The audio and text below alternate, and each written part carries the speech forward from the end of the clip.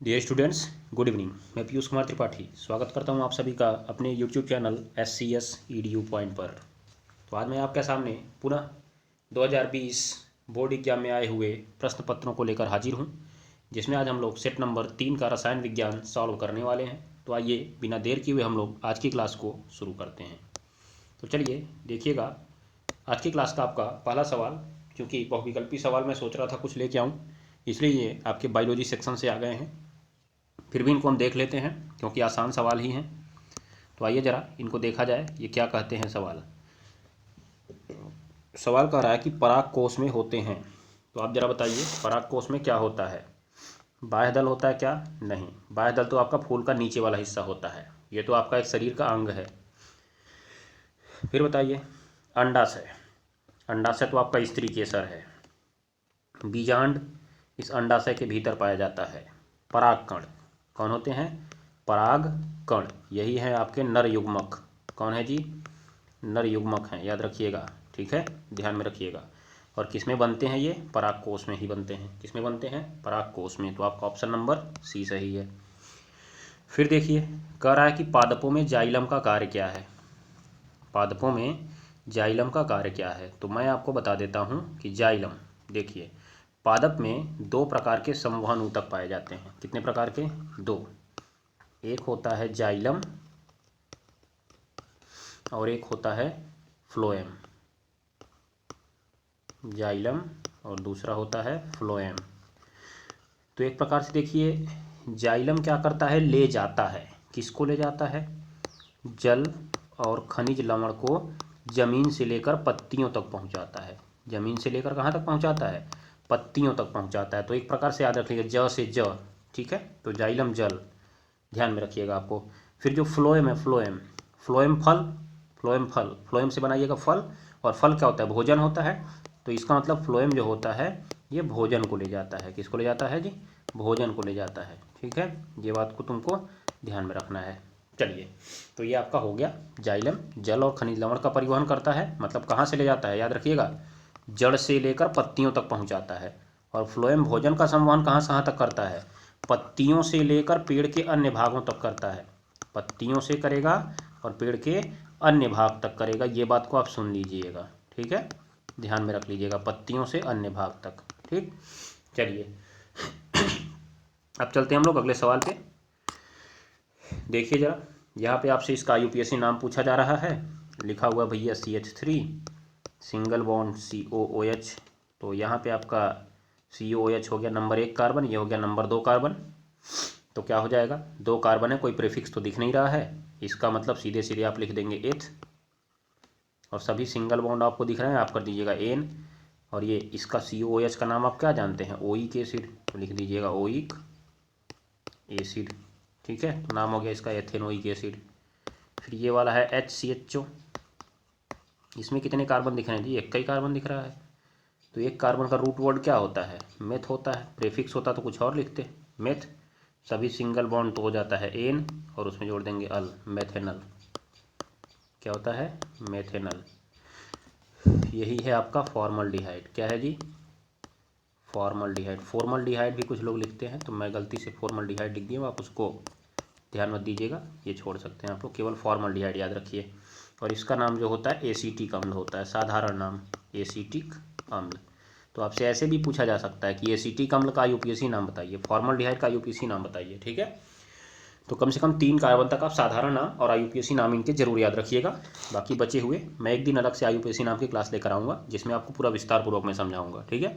फिलहाल के लिए आप इनको याद करते जाइए। चलिए हम चलते हैं अगले सवाल पे। कह रहा है कि बेकिंग सोडा बनाने की एक विधि लिखिए। बेकिंग सोडा बनाने की एक विधि लिखिए और इसका एक उपयोग लिखिए।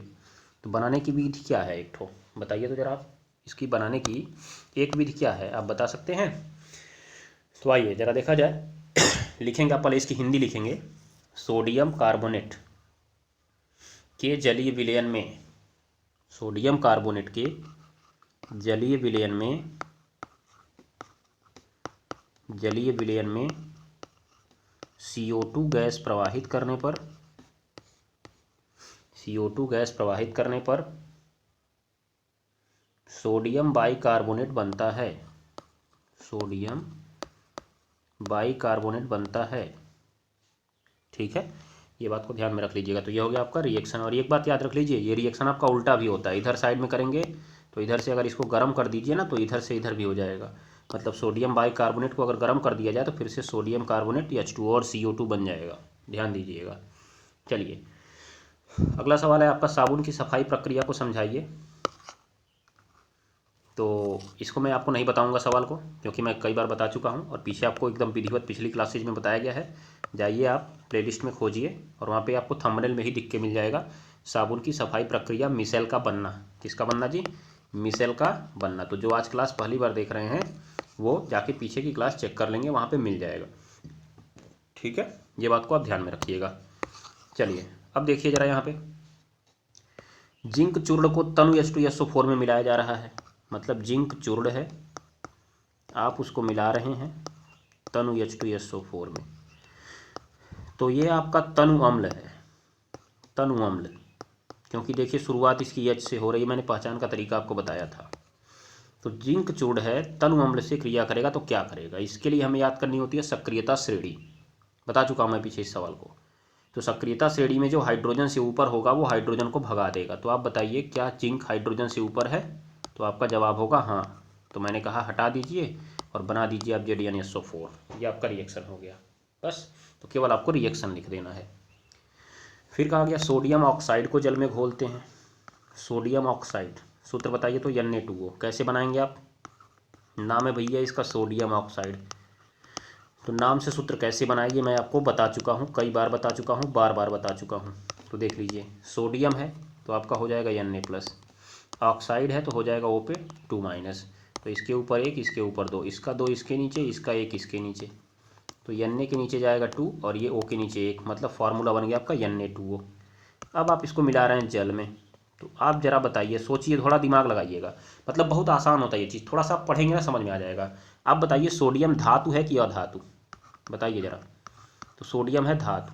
तो धातु के जो ऑक्साइड होते हैं वो कैसे होते हैं? क्षारीय होते हैं। याद रख लीजिएगा, कहीं लिख लीजिए इसी में, धातु के ऑक्साइड क्षारीय और अधातु के ऑक्साइड अम्लीय। अधातु के ऑक्साइड अम्लीय, इतना बात को अपने दिमाग में भर लीजिए। तो ये आपका क्षारीय ऑक्साइड है, इसलिए तुरंत जैसे ही जल में घुलेगा ना, ये जैसे ही जल में घुलेगा अपना क्षार बना लेगा।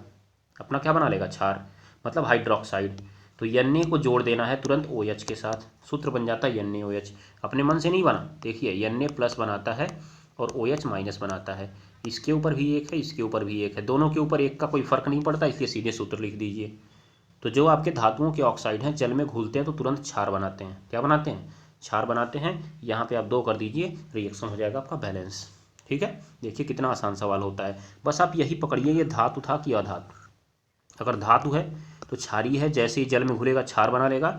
अगर अधातु है तो अम्लीय है, जैसे ही जल में घुलेगा अम्ल बना लेगा। जैसे मैं आपको ये दिखाता हूँ, देखिए आप CO2 इसको आप जल में घोलिए।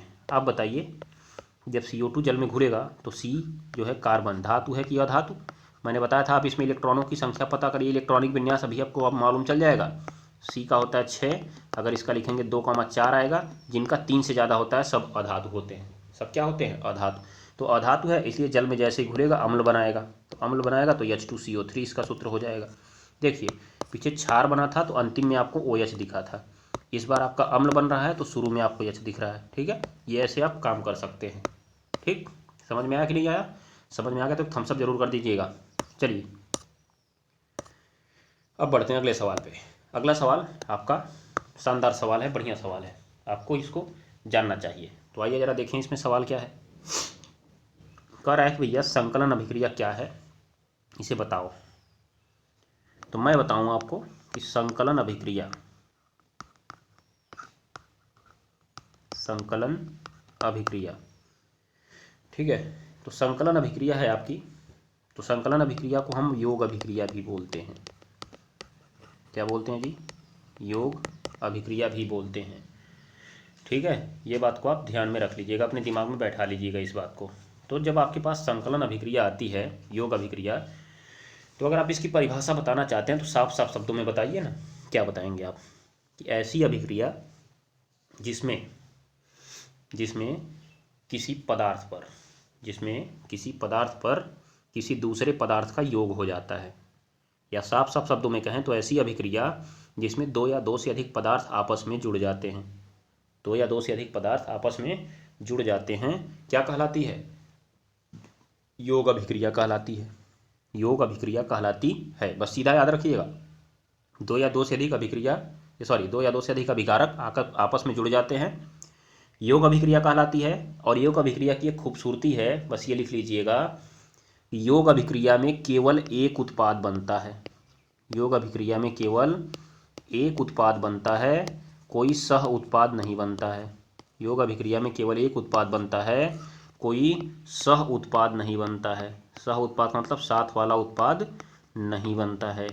ये बात को आप ध्यान में रख लीजिएगा, योग अभिक्रिया में कोई सह उत्पाद नहीं बनता है। ठीक है, याद रखिए। तो ज़रा देख लीजिए रिएक्शन, कई सारे मैं आपको रिएक्शन दिखा सकता हूँ।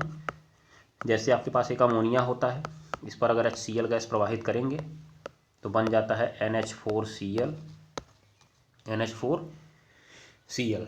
ठीक है, ये बात को ध्यान में रखिएगा। ये आपकी योग अभिक्रिया हो गई। अगर इसी का उल्टा कर देंगे तो यही हो जाएगी वियोजन अभिक्रिया। अर्थात अगर NH4Cl को आप गर्म कर देते हैं तो ये फिर से बना लेता है NH3 और प्लस HCl। NH3 क्या बना लेता है? Plus HCl। ठीक है, तो ये आपकी वियोजन अभिक्रिया का उदाहरण हो जाएगा। किसका? इसमें नहीं उदाहरण लिखना है, ये वियोजन अभिक्रिया का उदाहरण है। किसका है? वियोजन, या अपघटन भी कह सकते हैं आप इसको, ऊष्मीय अपघटन भी कह सकते हैं। ठीक है, ये बात को आप ध्यान में रखिएगा। इसके बाद आप देख लीजिए, आपने देखा कार्बनिक यौगिक में एथिलीन पर आप जल का योग करा दीजिए। जल को मैंने कहा था आप HOH पढ़ेंगे। अब जल को आप क्या पढ़ेंगे? HOH पढ़ेंगे। जल को आप पढ़ेंगे HOH। तो एक इसमें H अलग होता है और एक इसमें OH। मैंने कहा था योग अभिक्रिया में एक पाई टूटता है, दो सिग्मा बनते हैं। तो पाई कौन सा है इसमें? देखिए, नीचे वाला सिग्मा है, ऊपर वाला पाई है, तो ये पाई टूट जाएगा आपका। ठीक है, और आपके देखिए यहाँ से एक बंद बच गए। अब दो सिग्मा बनेंगे तो एक डंडा ऊपर एक डंडा ऊपर, ये भी सिग्मा रहेगा आपका, ये भी सिग्मा रहेगा। अब इसमें एक H है और एक OH है, तो इसके पास जुड़ जाता है H, इसके पास जुड़ जाता है OH। इसका साल्ट फॉर्म देखेंगे आप लोग। अब देखिए यहाँ पे CH3 हो चुका है, दूसरा वाला CH2 ही है, और उसके पास कौन जुड़ गया है? OH, जिसे आप बोलते हैं यौगिक एथिल अल्कोहल। तो ये आपका एथिलीन था। एथिलीन पर जल के योग से एथिल अल्कोहल बनता है। एक रिएक्शन ये भी आपका हो गया। योग में बस इतना याद रखिएगा, पाई टूटता है, दो सिग्मा बनते हैं। ठीक है, ये ध्यान में रखिएगा। चलिए अगला सवाल देख लिया जाए। प्रतिस्थापन अभिक्रिया। प्रतिस्थापन अभिक्रिया तो क्या कहेंगे? ऐसी रासायनिक अभिक्रिया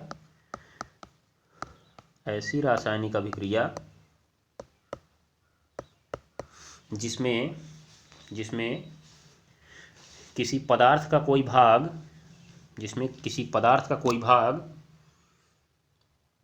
दूसरे पदार्थ के किसी भाग से प्रतिस्थापित हो जाता है। दूसरे पदार्थ के किसी भाग से प्रतिस्थापित हो जाता है, या सीधा ये कहिए कि ऐसी रासायनिक अभिक्रिया जिसमें किसी पदार्थ का कम क्रियाशील भाग अधिक क्रियाशील भाग के द्वारा प्रतिस्थापित हो जाता है। अधिक क्रियाशील भाग के द्वारा प्रतिस्थापित हो जाता है, क्या कहलाता है? प्रतिस्थापन अभिक्रिया कहलाती है। प्रतिस्थापन या विस्थापन भी इसी को बोलते हैं। क्या बोलते हैं? विस्थापन अभिक्रिया कहलाती है। ठीक है, ये बात को ध्यान में रखिएगा। अब जरा यहाँ देखिए आप, ये एक कंपाउंड है CuSO4। ये जो Cu दिख रहा है इसमें कम क्रियाशील है। आपने इसमें डाल दिया Zn, तो ये आपका अधिक क्रियाशील है। ठीक, और ये जो CuSO4 था, इसका रंग आपको मालूम होना चाहिए कि होता है नीला। कैसा होता है? नीला। ठीक, तो जैसे ही आपने डाला, जिंक इसको भगा देगा, प्रतिस्थापित कर देगा, तो ये बना लेगा ZnSO4 और प्लस Cu को अलग कर देगा। प्रतिस्थापित कर दिया ना। किसने किसको किया? जिंक ने कॉपर को किया। ठीक है, ये जो विलयन बना आपका, ये होता है रंगहीन। क्या होता है? रंगहीन। अब बताइए, आपसे सवाल ये भी पूछ सकता है कि कॉपर सल्फेट के नीले विलयन में जिंक चूर्ण डालने पर विलयन रंगहीन हो जाता है, क्यों? तो आप क्या कहेंगे कि चूंकि जिंक अधिक क्रियाशील होने के कारण कॉपर को विस्थापित कर देता है, जिससे ZnSO4 बन जाता है और विलयन रंगहीन हो जाता है। ठीक है, ये ध्यान में रखिएगा। तो ये आपका प्रतिस्थापन का उदाहरण है। फिर प्रतिस्थापन में दो प्रकार का होता है। एक होता है एकल विस्थापन। एकल में देखिए एक ने इसको कर दिया, बस हो गया काम, यही है आपका एकल विस्थापन। परंतु एक होता है उभय अपघटन, या आप उसे बोलते हैं द्विविस्थापन। क्या बोलते हैं आप उसे? द्विविस्थापन। मैं उसको भी यहीं पे बता दे रहा हूँ, वैसे लिखने की जरूरत नहीं है आपको, केवल प्रतिस्थापन लिख के ये उदाहरण लिख दीजिएगा, हो जाएगा। अब द्विविस्थापन में क्या होता है कि मैंने तुमको किया, तुमने मुझे कर दिया। जैसे ये इसने इसके साथ ये कुछ जुड़ा हुआ था और इस वाले के साथ कुछ जुड़ा हुआ था। ठीक है, ये बात को ध्यान में रखिएगा। तो इसने अगर उसको किया तो उसने इसको कर दिया, मतलब ये उसकी जगह चला जाएगा। अदला बदली एक प्रकार से कर लीजिए, एक्सचेंज कर लीजिए। मेरे पास कार है, तुम्हारे पास मोटरसाइकिल है, अपनी मोटरसाइकिल मुझे दे दो, मेरी कार तुम ले लो, हो गया एक्सचेंज, द्विविस्थापन। ठीक है, तो ऐसी अभिक्रियाएं जिनमें दो अभिकारकों के आयन परस्पर अदला बदली कर लेते हैं। दो अभिकारकों के आयन परस्पर अदला बदली कर लेते हैं। ठीक है, द्विविस्थापन अभिक्रिया कहलाती है। जैसे देखिए AgNO3 की क्रिया आप करा दीजिए NaCl से अदला बदली, ये यहाँ ये यहाँ। ठीक है, तो आपका बन जाता है NaNO3 और प्लस AgCl। ठीक है, ये तीर बना के नीचे चलाता है, मतलब इसका अवक्षेप बन जाता है। क्या बन जाता है?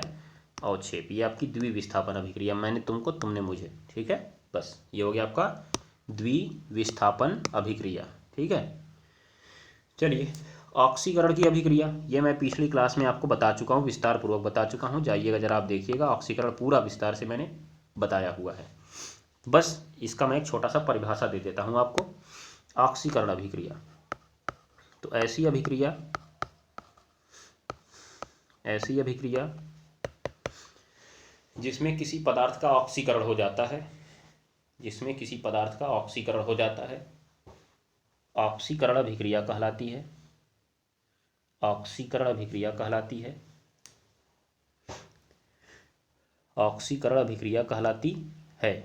ठीक है ना, ऑक्सीकरण अभिक्रिया कहलाती है। इसको उपचयन भी कहते हैं, ये भी आप जान लीजिएगा। अगर आपको रिएक्शन लिखना है तो देखिए, आपके पास है SnCl2, आप इसके पास प्लस Cl2 करिए, हो जाएगा इसमें SnCl4। तो देखिए यहाँ पे था 1:2, पीछे मैं आपको पूरा विस्तार पूर्वक बता चुका हूँ, जाइए देखिए पिछली क्लास में, वहाँ आपको समझ में आएगा। यहाँ 1:4, माइनस वाला देखिए बढ़ रहा है कि नहीं, अनुपात बढ़ रहा है ना, ये बढ़ रहा है आपका, इसका मतलब ये है ऑक्सीकरण। क्या है? ऑक्सीकरण। तो बस एक उदाहरण आप लिख सकते हैं।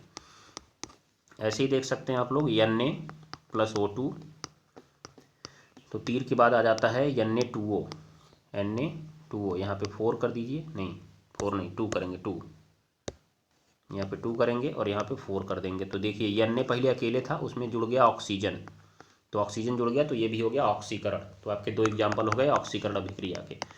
तो अगर आपसे ऑक्सीकरण अभिक्रिया आता है तो पहले ऑक्सीकरण की परिभाषा लिख दीजिएगा, या सीधे लिख दीजिएगा कि ऐसी अभिक्रिया जिसमें किसी पदार्थ का ऑक्सीकरण होता है, ऑक्सीकरण अभिक्रिया कहलाती है। और फिर इन दोनों को लिख सकते हैं। और अगर आपसे पेपर में पूछा जाए कि ऑक्सीकरण क्या है समझाओ, तब ऑक्सीकरण की आप परिभाषा लिख के उदाहरण लिखेंगे। लेकिन ऑक्सीकरण अभिक्रिया पूछा तो मैंने जितना बोला बस उतना ही लिख सकते हैं। अगर परिभाषा भी लिख देंगे तो और अच्छा रहेगा, कोई घाटा नहीं होगा। ध्यान में रखिएगा, 2 ही का लिखना है आपको। फिर आपसे दहन अभिक्रिया बोला है, दहन अभिक्रिया, तो ऐसी अभिक्रिया जिसमें किसी पदार्थ के जलने से ऊष्मा उत्पन्न होती है, ऐसी अभिक्रिया जिसमें किसी पदार्थ के जलने से ऊष्मा उत्पन्न होती है, दहन अभिक्रिया कहलाती है।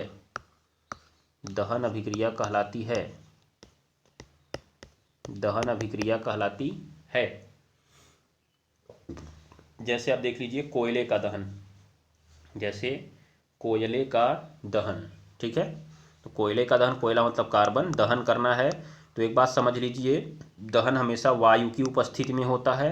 जैसे ही आपको दहन करने को बोला है तो वहाँ पे ये नहीं बोलेगा वायु लिखना है, आपको खुद लेना पड़ेगा और उसका O2 लेना पड़ेगा। और तुरंत ही कार्बन जैसे जलेगा O2 के साथ बन जाएगा CO2 कार्बन डाइऑक्साइड। ये हो गया दहन, इसका दहन, ठीक है।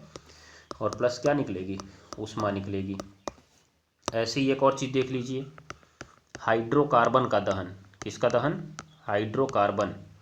हाइड्रोकार्बन ऐसे यौगिक जिनमें केवल हाइड्रोजन और कार्बन होता है। जैसे आपने कार्बनिक यौगिकों में पढ़ा था एल्केन, एल्कीन और एल्काइन। आपने अल्कोहल पढ़ा था, उसमें भी ऑक्सीजन ही होता है, तो इसका मतलब वो भी यही काम करेगा, ठीक है। तो हाइड्रोकार्बन को जब वायु की उपस्थिति में आप दहन करेंगे, जैसे ही आप इसका दहन करेंगे तो तुरंत ही जान लीजिए बनता क्या है, CO2 बनता है, CO2 प्लस H2O बनता है और प्लस ऊष्मा निकलती है।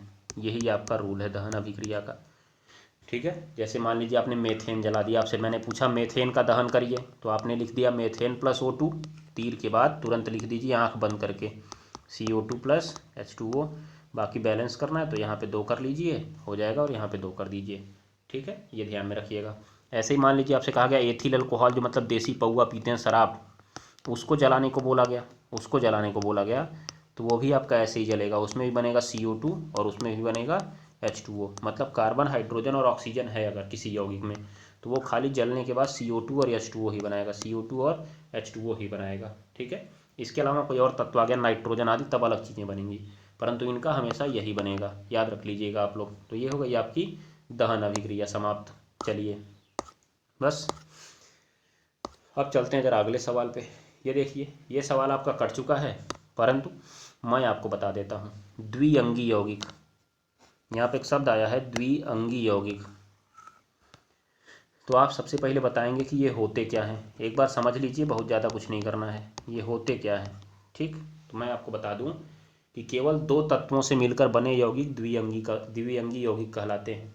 केवल 2 तत्वों से मिलकर बने यौगिक द्विअंगी यौगिक कहलाते हैं, ठीक है। ये बात को ध्यान में रखिएगा। जैसे अब आप देखेंगे यहाँ पे मैग्नीशियम और नाइट्रोजन को लेकर बनाना है, बहुत आसान। मैंने कहा था आपसे, आयन बस लिखिए इनका। मैग्नीशियम कितना प्लस बनाता है, 2 प्लस बनाता है ना। नाइट्रोजन कितना माइनस बनाता है, 3 माइनस। तो इसके ऊपर 2 है और इसके ऊपर क्या है, 3। तो 3 इसका इसके नीचे लिखिए, 2 इसका इसके नीचे लिख दीजिए। सूत्र बन जाएगा Mg3N2। इसका नाम होगा मैग्नीशियम नाइट्राइड। नाम क्या होगा इसका, मैग्नीशियम नाइट्राइड होगा। समझ रहे हैं कि नहीं आप, समझ गए ना। ये बात को ध्यान में रख लीजिएगा, आगे मैग्नीशियम जोड़ लीजिएगा। उसके बाद दूसरा देखिए के और ओ, तो के और ओ की बात कर रहा है, तो इनका भी लिख दीजिए ना। के क्या बनाता है बताइए, तो प्लस बनाता है। ओ क्या बनाता है, 2 माइनस। इसके ऊपर 1, इसके ऊपर 2, ये आया नीचे, ये गया नीचे, आया राम गया राम। K2 ओ के नीचे 1 लिखने का कोई फ़र्क नहीं पड़ता है, बस K2O हो गया। क्या हो गया जी, K2O हो गया, ठीक है। ये बात को आप ध्यान में रख लीजिएगा। चलिए अब थोड़ा आगे बढ़े हम लोग। देखिए ज़रा क्या लिखा हुआ है अगला कंपाउंड, Al तथा O। ये भी तो बहुत आसान है, बहुत आराम से आप बता सकते हैं। Al तथा O, ज़रा कमेंट बॉक्स में कमेंट करिए तुरंत। तो एल्यूमिनियम कितना बनाता है, एल्यूमिनियम कितना बनाता है, कितना बनाता है, 3 प्लस। ऑक्सीजन कितना बनाता है, 2 माइनस। इसके ऊपर 3, इसके ऊपर 2, ये नीचे और ये नीचे। तो Al के नीचे आएगा 2 और O के नीचे कितना आएगा, 3। Al2O3 क्या आ जाएगा जी, Al2O3। ये बात को ध्यान में रख लीजिएगा। तो बढ़िया सवाल है, आसान सवाल है, आप आराम से कर सकते हैं अगर आपके पेपर में आता भी है तो। द्विअंगी यौगिक, बस यही याद रखिए कि ऐसे यौगिक जो केवल 2 तत्वों से मिलकर बने होते हैं, 2 तत्व। तभी तो यहाँ पे केवल 2 तत्व दिया है ना, ध्यान में रखिएगा। उनका आवेश लिखिए, आराम से बैलेंस कर लीजिए, सवाल ख़त्म आपका। ये देखिए, ये आपका एक तगड़ा सवाल, बढ़िया सवाल और प्यारा सवाल, सुंदर सवाल, अच्छा सवाल। देखिए, चांदी का एक तार है CuSO4 के विलयन में डुबाया गया। चांदी का एक तार है, देखिए, चांदी का एक तार है CuSO4 के विलयन में डुबाया गया, तो क्या होगा। तो चांदी का मतलब होता है Ag और प्लस CuSO4। तो अब देखिए, अभी मैंने पीछे आपको बताया ना प्रतिस्थापन में कि जो ज़्यादा क्रियाशील होगा वो कम क्रियाशील वाले को हटाएगा। अब Ag और Cu में बताइए कौन ज़्यादा क्रियाशील है। तो आपने देखा होगा Ag नीचे रहता है और Cu ऊपर रहता है, मतलब Ag कम क्रियाशील है, Ag कम क्रियाशील है और Cu अधिक क्रियाशील है। तो आप बताइए क्या Ag जो है Cu को हटा पाएगा? नहीं हटा पाएगा। तो आप लिख देंगे कोई क्रिया नहीं, कोई क्रिया नहीं। ठीक है, तो आप लिखेंगे इसमें चूंकि Ag की सक्रियता कम है और जबकि कॉपर की सक्रियता अधिक है, इसलिए Ag कॉपर को नहीं हटा पाएगा। ठीक है, ये ध्यान में रखिएगा। फिर देखिए तांबे का तार AgNO3 के विलयन में डुबाया गया। तांबा जो है AgNO3 के विलयन में डुबाया गया, तो आपको बताना है कि क्या होगा।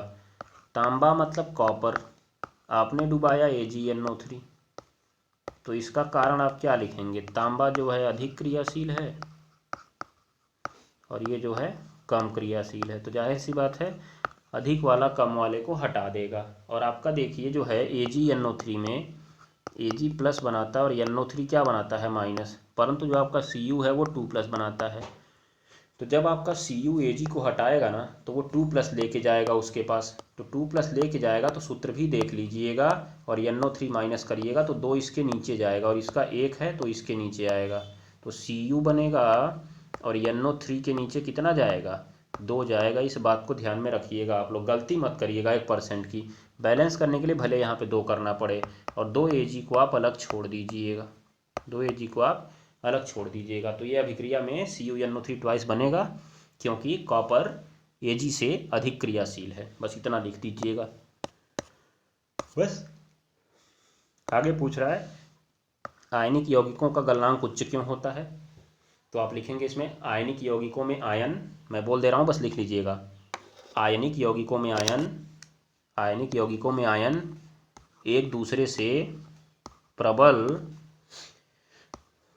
वैद्युत स्थैतिक, प्रबल वैद्युत स्थैतिक आकर्षण बल, आकर्षण बल कोष्ठक में लिख दीजिएगा आयनिक बंध, आयनिक बंध के द्वारा जुड़े होते हैं, के द्वारा जुड़े होते हैं। अतः इन्हें अलग करने के लिए, अतः इन्हें अलग करने के लिए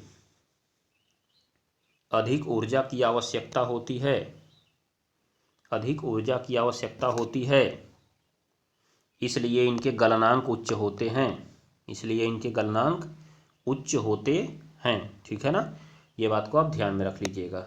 चलिए तो बस देखिए कितना आसान सवाल था आपका। ठीक है, अब आगे देख लीजिए।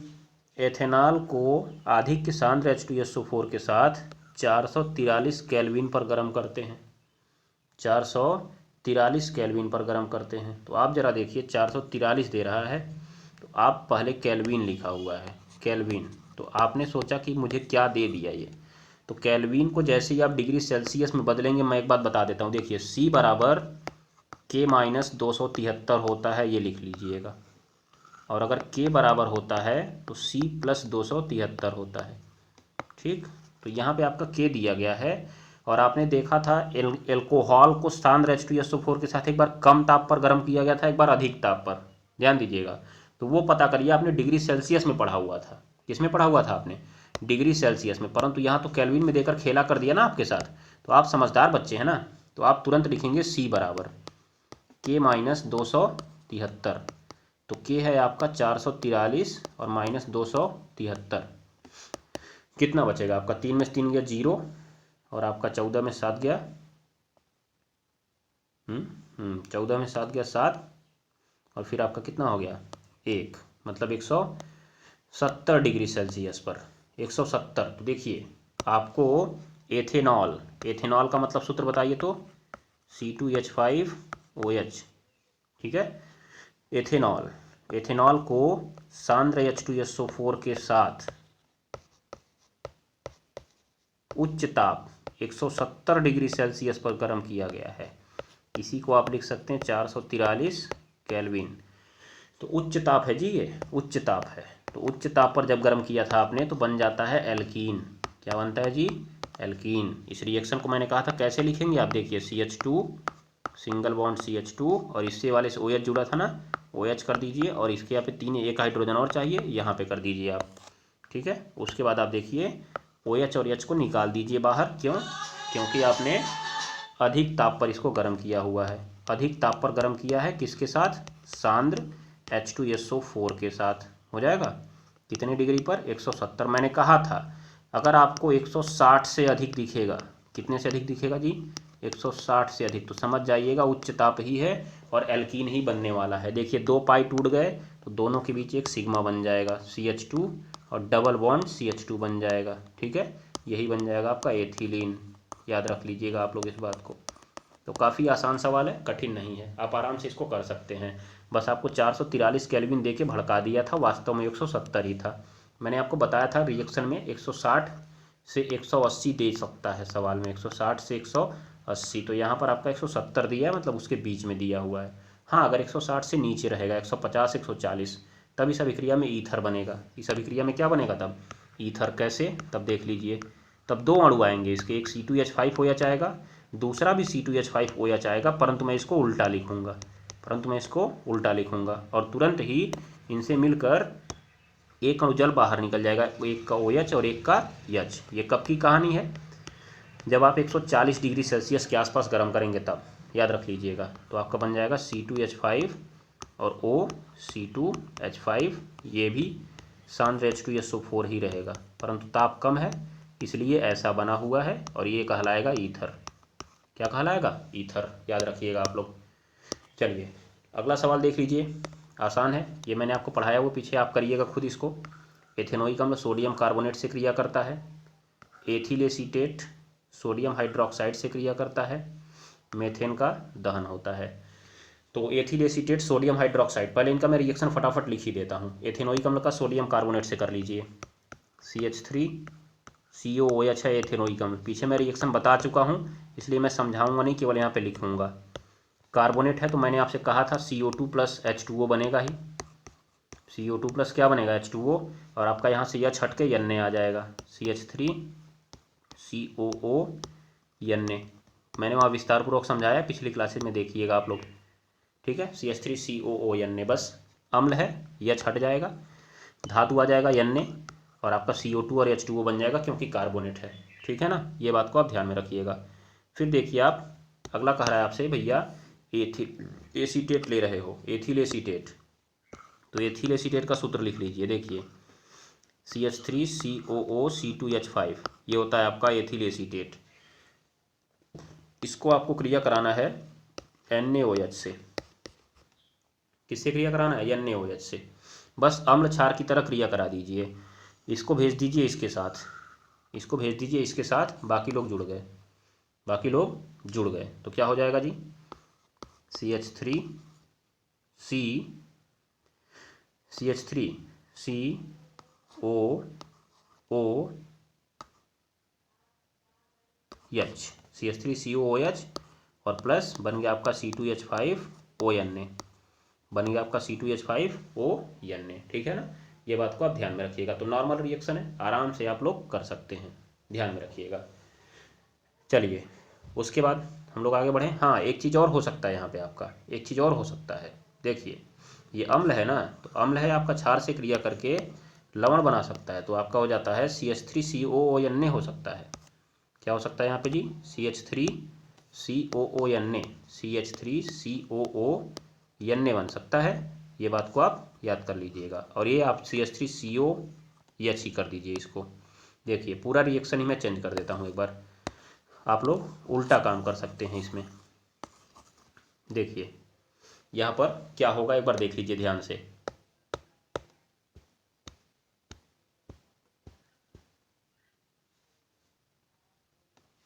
तो इस अभिक्रिया को हम लोग इस तरह से भी लिख सकते हैं। क्या करेंगे देखिए, वैसे ही इस रिएक्शन को आप याद रखिएगा, ऐसे ही जैसे मैंने कहा इसमें कि आपका C2H5ONa को अलग कर दीजिएगा और बाकी आपका इधर कर दीजिएगा। दूसरा आप इसमें क्या कर सकते हैं, दूसरा देखिए, चूंकि वो आपका अम्ल था इसलिए ज़्यादा क्रियाशील था जैसा मैंने आपको बताया, तो आप उसको बेसिक बना लीजिए। कैसे? उल्टा कर दीजिए आप। देखिए इधर से, यहाँ पे आपका COO C2H5 एथिल एसीटेट है, बस आप इस सूत्र को याद रखिएगा। वैसे रिएक्शन आपसे अभी पूछा नहीं जाएगा। CH3COO C2H5, क्योंकि ये स्टार आपके रिएक्शन से कर चुका है, आपका बना NaOH आपका जो देखिए यहाँ से CH3COO ये आपको लेके जाएगा Na के साथ। किसके साथ लेके जाएगा जी? Na के साथ। CH3COO Na जाएगा इसके साथ, और जो आपका C2H5 है वो चला जाएगा OH के साथ। मैं थोड़ा सा पेन को चेंज करके आपको दिखाता हूँ जिससे आपको चित्र आसानी से समझ में आ जाएगा।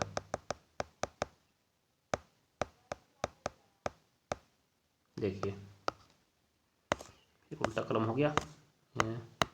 पहले मैं NaOH यहाँ पे लिख देता हूँ, फिर उसके बाद में पेन को येलो करता हूँ। देखिए अब यहाँ से जो आपका C2H5 है ये OH को लेकर फरार हो जाएगा, तो बना लेगा C2H5OH, दूसरा पैटर्न है इसका। और जो आपका CH3COO है वो Na से जुड़ जाएगा, तो ये आपका इधर बन जाएगा CH3COO Na हो जाएगा ना। तो ये आपको समझ में आ गया होगा आराम से। बस अदला बदली कर देनी है, आपको कुछ नहीं करना है। C2H5OH के साथ भेज दीजिए और CH3COO को Na के साथ भेज दीजिए, बस ख़त्म काम। लास्ट रिएक्शन था आपका, लास्ट रिएक्शन था आप मेथेन का दहन कर रहे हैं। तो मेथेन का दहन तो मैंने आपको पढ़ा ही रखा है, अभी मैंने पीछे ही आपको बताया। मेथेन का आप दहन करेंगे तो तुरंत ही क्या बनेगा, किसी का भी दहन कर लीजिए, इधर CO2 और H2O ही बनता है। बस ये हो गया आपका रिएक्शन। बस तो आज के लिए बस इतना ही, मिलते हैं कल की क्लास में। तब तक के लिए नमस्कार, टाटा, गुड बाय। पढ़ते रहिए, पढ़ाते रहिए, हंसते रहिए और हंसाते रहिए।